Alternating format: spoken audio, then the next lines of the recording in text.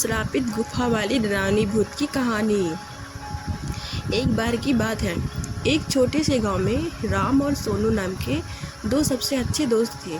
वे एक साथ रोमांच पर जाना पसंद करते थे और हमेशा नए और रोमांचक अनुभवों की तलाश में रहते थे। एक दिन उन्होंने जंगल के भीतर स्थित एक रहस्यमय गुफा के बारे में एक आकर्षक कहानी सुनी। कहानी सुनते ही उनकी आंखों में एक पौराणिक गुफा के बारे में पता लगाने की इच्छा जाग उठी। उन्होंने कुछ स्नैक्स, पानी और एक टॉर्च पैक किया और गुफा ढूंढने के लिए निकल पड़े।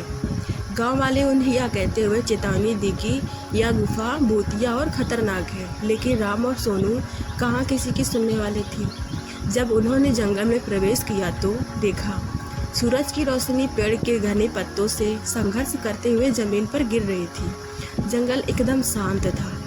उनको डर भी बहुत लग रहा था, लेकिन उनकी उत्तेजना ने उन्हें आगे बढ़ाया। कभी कभार उल्लू की आवाज़ को छोड़कर जंगल में सन्नाटा था। अंत में वे गुफा के द्वार पर पहुँचे। गुफा बहुत बड़ा था और जंगल से ढका हुआ था। धड़कते दिल के साथ राम और सोनू ने अंदर कदम रखा। गुफा नम थी और अंदर अंधेरा था। वे दोनों टॉर्च जलाकर अंदर जाने लगे। जैसे जैसे वे गहराई में जाते गए, पानी टपकने की आवाज़ गूंज उठी, जिससे माहौल और भी डरावना हो गया। अचानक उन्होंने एक धीमी गड़गड़ाहट सुनी और उन्हें अंधेरे में चमकती हुई आंखें दिखी। वह एक कुत्ता था, लेकिन कोई साधारण कुत्ता नहीं था। इसकी आंखें अलौकिक तीव्रता से चमक रही थी। कुत्ता घायल और खोया हुआ लग रहा था, इसलिए राम और सोनू दोस्ती का हाथ बढ़ाते हुए सावधानी से उसके पास पहुँचे। आश्चर्यजनक रूप से कुत्ते ने अपनी पूंछ हिलाई और उनका पीछा करने लगा। गुफा के गहराई में जाने पर उन्होंने दीवारों पर अजीबोगरीब चित्र देखे, जो डरावनी और रहस्यमय थे। उन्हें किसी की उपस्थिति महसूस हो रही थी। अचानक उनके सामने लंबे बालों वाली सफ़ेद साड़ी में एक आत्मा प्रकट हुई। यह एक प्राचीन अभिभावक की आत्मा थी, जो सदियों से गुफा की रक्षा कर रही थी। आत्मा ने उन्हें बताया, यह गुफा श्रापित है और कुत्ता उसी श्राप का शिकार था।